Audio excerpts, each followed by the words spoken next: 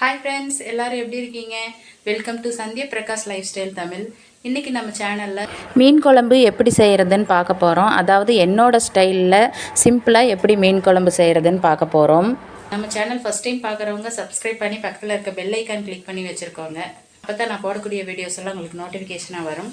Okay, வாங்க வீடியோக்குள்ளே போகலாம். ஓகே ஃப்ரெண்ட்ஸ், நாங்கள் பாறை மீன் தான் வாங்கிட்டு வந்தோம். அங்கேயே வெட்டி க்ளீன் பண்ணி கொடுத்துருவாங்க. நாம் கல்லுப்பு போட்டு சுத்தமாக வாஷ் பண்ணி எடுத்துக்கலாம்.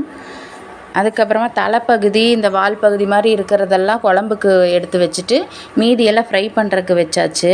இப்போ ஃப்ரை பண்ணுறதுக்காக ரெடி பண்ணிக்கலாம். மசாலா அதில் தடவும் இல்லைங்களா, இஞ்சி பூண்டு பேஸ்ட்டு, மிளகாத்தூள், அதுக்கப்புறமா மஞ்சத்தூள், கார்ன்ஃப்ளோர், அதுக்கப்புறம் கலருக்காக மஞ்சள் தூள், ஒரு முட்டை உடச்சி ஊற்றிக்கலாம். அதுக்கப்புறம் கொஞ்சமாக எண்ணெய் ஊற்றிட்டு நல்லா மிக்ஸ் பண்ணிக்கலாம். மிக்ஸ் பண்ணிவிட்டு அந்த ஃபிஷ்ஷில் ஃப்ரைக்காக வச்சுருந்தால அந்த ஃபிஷ்ஷில் எல்லாம் தடவிக்கலாம். அது கொஞ்சம் நேரம் ஊறட்டும். அப்படியே விட்டுட்டு குழம்புக்கு ரெடி பண்ணிக்கலாம்.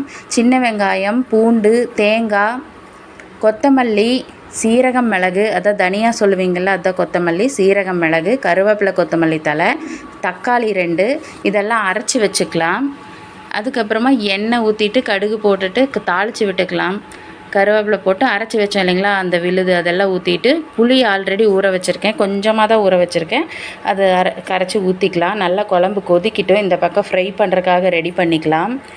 அது ஃபிஷ் ஃப்ரை பண்ணியாச்சு பாருங்கள், சூப்பராக வந்திருக்கு.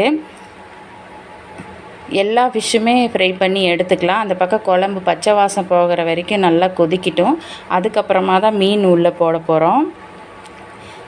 நான் எப்போவுமே இப்படி சிம்பிளாக தான் செய்வேன். இந்த மெத்தட் நீங்களும் ட்ரை பண்ணி பாருங்கள். ரொம்பவே நல்லாயிருக்கும். குழம்பும் நல்லாயிருக்கும், ஃபிஷ் ஃப்ரையும் நல்லாயிருக்கும். ஓகே, பச்சை வாசம் போயிடுச்சு. குழம்புக்காக எடுத்து வச்சுருந்த மீனெல்லாம் போட்டுக்கலாம். போட்டு உடனே ஆஃப் பண்ணாமல் லைட்டாக ஒரு கொதி வந்தோடனே ஆஃப் பண்ணிக்கலாம். ஓகே ஃப்ரெண்ட்ஸ், வாங்க சாப்பிட்லாம்.